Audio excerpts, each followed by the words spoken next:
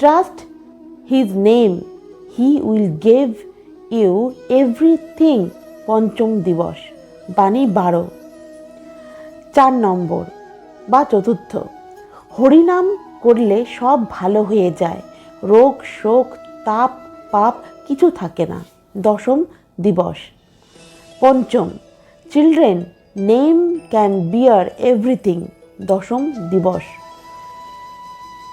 6 নম্বর, ঠাকুর বলছেন ভাববাণীতে, খুব সুন্দর কথাটাই, তোদের আবার দুঃখ কিসের, তোদের আবার দৈন্য কিসের, একবার নামটি গেঁথে কর্মে মত্ত হয়ে ছোট দেখি, সব হয়ে যাবে। ত্রয়োদশ দিবস, বাণী 2। 7 নম্বর, মহাপাপী হোস, অনন্ত অনন্ত পাপ থাক, নাম কর, নরকের জন্যে ভয় কি, চিন্তা কিরে, সব পাবি। চতুর্বিংশতিতম দিবস, বাণী 9। এই হচ্ছে শ্রী ঠাকুরের ভাববাণী। আরও ওনার অনেক ভাববাণী আছে পুণ্যপুঁথিতে, আমরা সেটা সবাই জানি।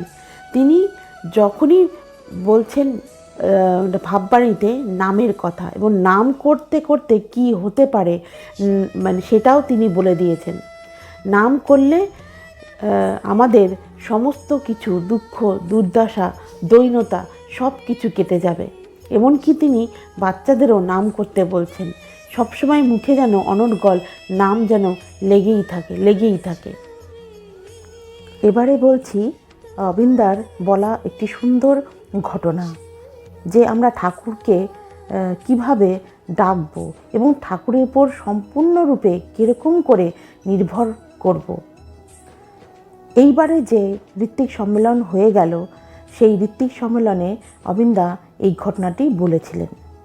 তিনি বলছেন, গতবার ওয়েস্ট সিংভূমের চাইবাসাতে গিয়েছিলাম। ওখানে একজন আমাকে বললেন, আগে আমি ঠাকুরের কাজ করতাম, ইষ্টভীতিও কম করতাম, কিন্তু ব্যবসা ভালো চলছিল। আজকাল ঠাকুরের কাজ করছি, ইষ্টভীতিও বাড়িয়েছি, কিন্তু ব্যবসা ভালো চলছে না।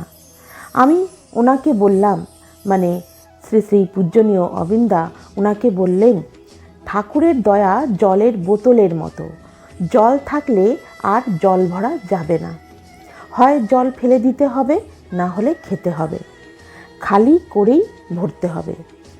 যতক্ষণ সব কিছু না ছাড়া হবে ততক্ষণ দয়া পাওয়া যাবে না।